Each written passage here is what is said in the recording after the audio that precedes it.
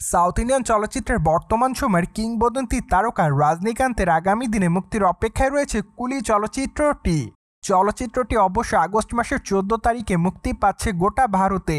পাশাপাশি অবশ্য ভারতের বাইরেও বেশ কয়েকটা দেশে চলচ্চিত্রটি মুক্তি পাবে।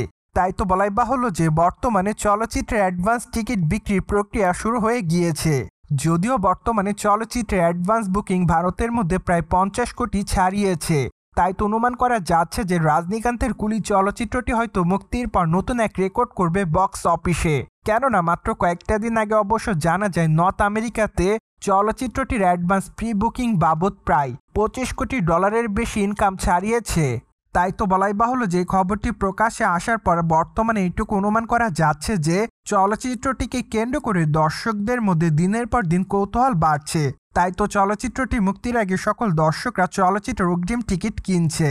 এমনকি মাত্র কয়েকটা দিন আগে যখন ভারতের কেরালাতে রজনীকান্তের কুলি চলচ্চিত্রের অ্যাডভান্স টিকিট বিক্রি করার প্রক্রিয়া শুরু হয়, তখন অবশ্য সামাজিক যোগাযোগ মাধ্যমে ভাইরাল হওয়া এক ভিডিও ক্লিপের মাধ্যমে দেখা যায় রজনীকান্তের ভক্তরা তার এই চলচ্চিত্রের টিকিট কাটার জন্য দৌড়ে দৌড়ে সিনেমা হলে যাচ্ছে।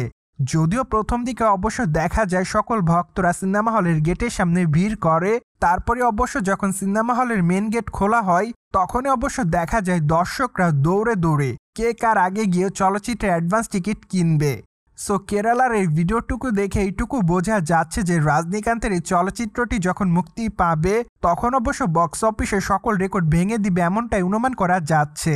প্রসঙ্গত কুলি চলচ্চিত্রের গল্পটিতে থাকবে আবেগ, পাশাপাশি চলচ্চিত্রটিতে থাকবে ব্যাপক অ্যাকশন, এমনকি চলচ্চিত্রটিতে রয়েছে ভায়োলেন্স, যা অবশ্য বর্তমান প্রেক্ষাপটে দর্শকদের নজর কাটতে বাধ্য থাকবে।